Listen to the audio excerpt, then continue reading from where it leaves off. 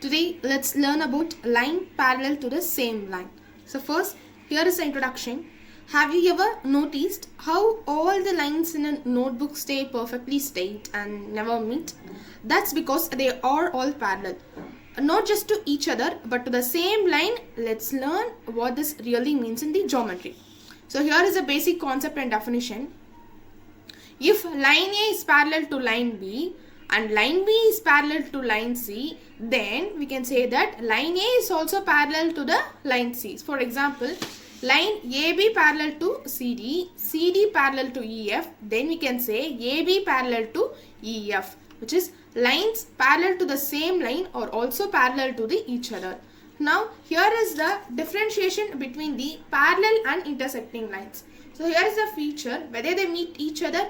Parallel lines never meet each other, but intersecting lines at one point they will meet. What is the distance? Parallel lines distance will always be same, but for intersecting lines the distance changes. Angles transposed. Here all the corresponding angles will be equal, but here in intersecting lines it may not be equal. For example, between the parallel and intersecting lines, parallel lines are, for example, it is said to be railway tracks, and for intersecting the scissor blades. Here are some real life examples. In ruled notebooks, each line is parallel to one above and below it, so all are parallel.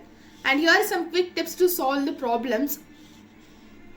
So tip 1, use a ruler to draw parallel lines, and tip 2 is look for equal corresponding angles to prove lines are equal. Tip 3, if you see a ratio of angles like 3:4, use it with a 180-degree ruler to find unknown angles. For example, let us take y is to z as 3:7.